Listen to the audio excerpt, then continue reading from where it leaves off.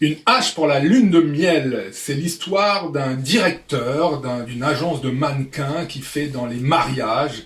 Et accessoirement, il est aussi tueur en série, donc il a une petite salle dans son institut où il a revêtu des mannequins avec des belles robes de fiançailles. Mais il a aussi dans cette salle un incinérateur, et une fois qu'il a commis ses crimes, eh bien, il met les femmes dans cet incinérateur et elles disparaissent. Charles, c'est réalisé par qui? Alors, c'est réalisé par l'un de nos chouchous, si je puis dire, Mario Bava. Mario Bava, on en a déjà pas mal parlé. Nous sommes ici, c'est l'auteur du Masque du démon, 6 femmes pour l'assassin. Petit rappel, faut-il. Nous sommes ici en 1970. Bava a déjà derrière lui, on va dire, ses chefs-d'œuvre. Il vient de tourner un film à gros budget, le seul film à gros budget de sa carrière, Danger diabolique, qui a ses fans, hein, produit par Dino De Laurentiis pour la Paramount, musique d'Ennio Morricone, avec Michel Piccoli même dans le rôle d'un inspecteur de police plutôt débile, un film psychanalytique, comme on dit, bon, qui est intéressant et où il avait des moyens. Et puis là, il tourne ce film en 1970, film qui n'est pas sorti en salle en France. Alors on l'a appelé Une hache pour la lune de miel, comme tu as dit. Le titre original me paraît quand même plus sympathique. Il rosso segno della foglia, le signe rouge de la folie. Intéressant. Oui, hein, ça c'est un beau titre. C'est un très très beau titre. Plus original qu'Une hache pour la lune de miel. Il est sorti en France en cassette VHS sous le titre Débile de La Baie Sanglante 2, alors qu'il a été tourné avant La Baie Sanglante. Avant La Baie Sanglante et qu'il n'y a ni baie, il y a du sang mais il n'y a pas de baie. Et beaucoup d'amateurs de Bava le classent assez haut. Le mérite-t-il? Oui, le mérite. On verra qu'il y a des éléments extrêmement intéressants. Alors, le casting, Charles, fait-il partie de ces éléments intéressants? Non, pas vraiment. Mais bon, le casting des films italiens, c'est toujours un problème. Mais disons là, il n'est pas catastrophique. Hein. L'acteur principal n'est pas connu du tout. C'est Stephen Forsythe. À ne pas confondre avec John Forsythe, hein, l'acteur d'Hitchcock, mais qui a tué Harry, et le héros de la fameuse série Dynasty, qui a joué dans beaucoup de westerns italiens, mais disons de bas étage. Ouais. Bon, il a une petite gueule à Clint Eastwood. Une petite tête oui, il fait penser un peu à Clint Eastwood, effectivement. Il y a l'une des égéries de Pasolini, la Laura Betti, c'est sa femme, hein, dans le film. Ouais. Qui est pas très sympathique, d'ailleurs, qui a énormément tourné avec Pasolini, qui a même vécu avec lui, puisque Pasolini a vécu avec des femmes aussi, hein, Maria Callas notamment, la chanteuse d'opéra. Et il y a surtout, alors là c'est presque la révélation du film, l'actrice allemande Dagmar Lassander, qui est remarquable. Oui, elle tire vraiment son épingle du jeu. Actrice, alors 100% film de série B. Vous n'avez pas trouvé un film, disons, allez, un télo. Ouais. Une curieuse... moi j'étais quand même étonné de voir que les deux rôles principaux finalement se font éclipser par cette jeune femme. Oui. Alors on sait que Mario Bava n'aimait pas les acteurs, on sait que la direction d'acteurs dans les gialli italiens, c'est pas leur point fort. Et là, effectivement, la direction d'acteurs, franchement, est assez plate. Les acteurs, on voit qu'ils donnent pas du tout leur maximum. Il y a eu des problèmes avec Betty, oui, il y a eu des problèmes avec... Mais en tout cas, cette jeune femme allemande, là, on voit qu'elle se donne au maximum. Et franchement, ça fait vraiment plaisir. Surtout qu'on sait que pour le tournage, elle a été obligée par les producteurs de perdre plus de 10-15 kilos. Qu'en plus, cette Betty, là, la femme du tueur, était absolument insupportable avec elle. Et qu'elle a dû porter plainte à la fin du tournage parce qu'on lui avait promis le premier rôle. Oui, Laura Betty qui est aussi dans La Baie Sanglante, faut le signaler. Ah d'accord, ok. D'où le numéro 2, peut-être.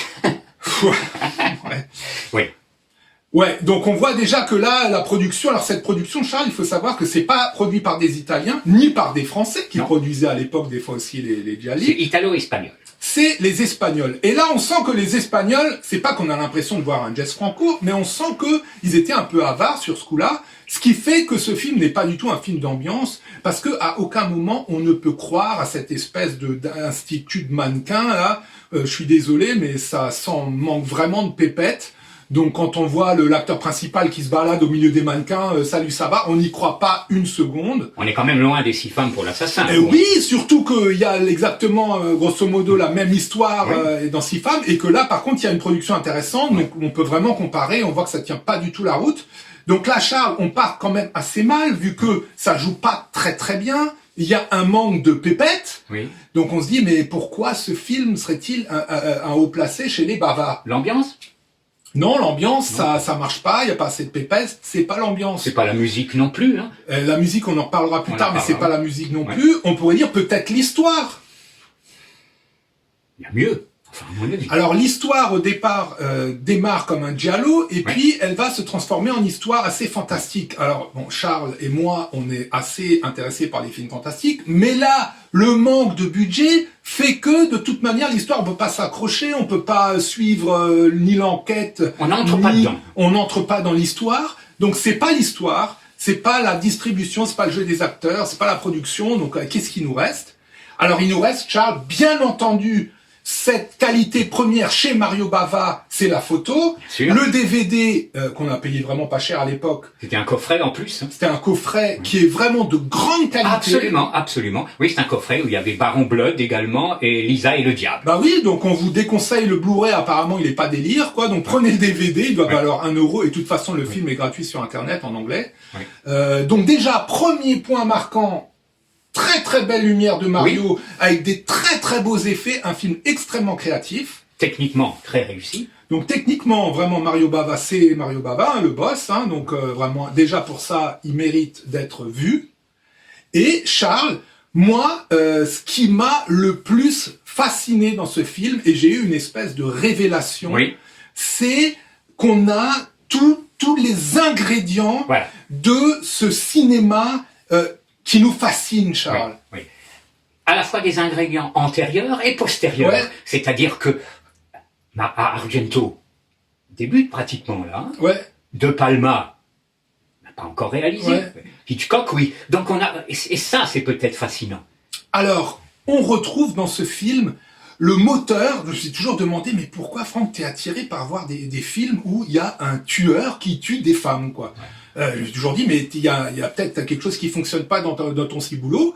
Et en fait, en regardant ce film, j'ai compris que c'est un moteur cinématographique absolument passionnant, puisqu'on revient à une espèce de psychanalyse où on remonte dans l'enfance, et dans l'enfance, il y a un problème avec la maman.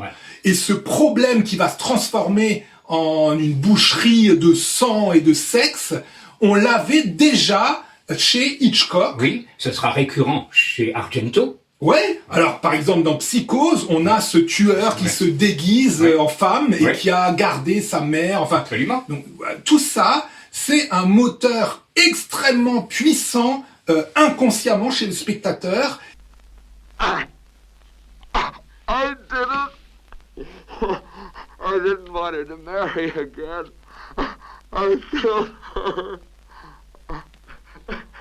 Si je te dis un tueur en série qui tue des femmes et qui a une salle chez lui avec des mannequins, il va décorer les mannequins, et qui a un rapport avec sa mère très très bizarre, qu'il entend la voix de sa mère et qu'il est complètement terrifié par les souvenirs, ça te fait penser à quoi? C'est Maniac de William Lustig. Ben voilà, hein, nous on a Maniac, c'est vraiment un film qui est très très puissant, un film d'horreur très très puissant. Et ben on voit que une source d'inspiration principale de Maniac, c'est ce film. Absolument, absolument. Donc c'est peut-être ça la grande qualité du film, je pense. Hein. La qualité principale de ce film, c'est pas un film qui est destiné à faire découvrir les gialli aux personnes qui connaissent pas. C'est un film pour les amoureux du cinéma, parce qu'il est tellement créatif, qu'il y a tellement d'idées dedans, qu'on peut puiser des idées pour faire un court-métrage, on peut puiser des idées pour faire un film, on peut puiser des idées pour faire des effets de lumière. C'est un film d'une créativité absolue, avec une superbe qualité d'image. Donc il y a vraiment de quoi faire. Donc un mot pour la musique, pour terminer. Donc le compositeur, vous ne le connaissez pas, Santa Maria Romitelli, c'est beau, hein? Ouais, Joli nom. je vois que Oui. ouais, il n'a pas Non. percé apparemment. Non, est sorti récemment un très intéressant disque qui s'appelle Paura, qui propose 25 thèmes de films d'horreur italiens. Et on a on n'a pas le thème de ce film-là, mais on a un autre thème de ce compositeur, avec les Morricone, Lavagnino, Trovaioli, etc., etc. Donc c'est un compositeur, moi je dirais qu'il fait un peu un inventaire dans ce film. Oui, effectivement, il y a des musiques en contrepoint qui sont extrêmement intéressantes et à d'autres moments, il en fait trop. Il y a des musiques un peu stridentes comme ça qui n'ont aucun intérêt et au contraire abaissent le film. Et donc ça part un petit peu dans des sens divers. Donc c'est vraiment inégal comme musique. Oui. Il y a du bon, il y a du moins bon. Les bons moments étant la musique classique. Ben, malheureusement, Comme comme chez on l'avait Argento. vu chez Argento, on se rend compte, à un moment, il y a une scène où le tueur danse avec un de ses mannequins dans sa salle avec les voilà. Belle scène. Et il y a de la musique classique. Et là, moi j'ai des frissons. Un peu comme chez Argento, tout d'un coup le film prend une dimension superbe. On est vraiment dans le 7e art. Et là, vraiment, on se rend compte que malheureusement, chez Bava comme chez Argento, la musique, on a souvent dit les Gobelins chez Argento, on en a fait tout un foin. Bon, bah, ils ont trouvé 2-3 thèmes, ok, on les retient, c'est sympa. Mais vraiment, un compositeur du classique, moi je trouve, fonctionne très très bien dans ces films. Tout à fait. Et c'est vraiment dommage qu'on n'ait pas des bandes-son à la hauteur de ces deux maîtres que sont Argento et Bava. Absolument. Souvent, on a du classique, mais un petit morceau. Ouais, on a droit à un morceau qui nous met l'eau à la bouche. Qui nous met l'eau à la bouche, oui, effectivement. Donc, un film qu'on va quand même recommander. Bah, on le recommande aux fans des films voilà fantastiques. Oui. Gialli, c'est vraiment un film qui est vraiment bourré de créativité Oui, voilà. et qui va vraiment vous plaire. Pour les autres, risque d'ennui, hein, ça on le cache pas. Peut-être, hein. oui, peut-être, oui. Là, quand ça manque de pépettes, il n'y a pas d'ambiance. Le souvent, rythme n'est pas toujours soutenu. Voilà, le rythme est inégal. Oui, Il y a oui. des séquences fulgurantes, des Oui. faits extraordinaires, puis tout d'un coup, je parle en particulier des séquences entre le mari et la femme. Moi, je suis désolé, mais cette femme, elle m'a pas du tout fasciné. Et les séquences avec la femme sont plutôt ennuyeuses. Ouais. Maintenant, il y a des séquences assez fulgurantes, hein, j'avoue, hein, des séquences même assez savoureuses. Là, je pense à cet acteur quand il se balade avec le sac, avec les cendres de sa femme, et qui va en boîte.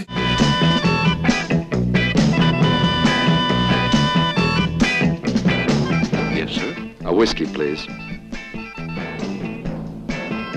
Au niveau de l'histoire, il y a quand même des concepts vraiment géniaux. Oui. Il drague les nanas, et puis les nanas... Enfin bon, bref, on va pas raconter le film.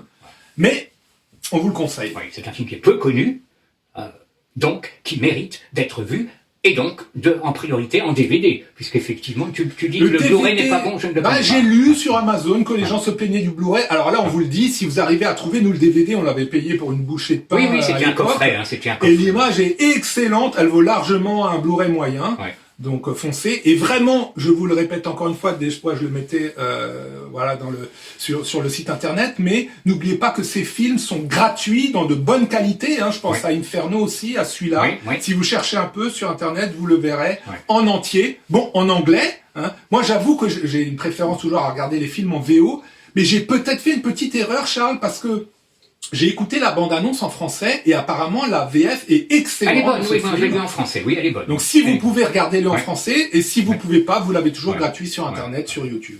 Et en terminant avec la couleur rouge, qui est très importante, il Rosso Segno, les frissons de l'angloise, c'est Profondo Rosso. Ouais, bah oui, le rouge, hein. Tout est dit.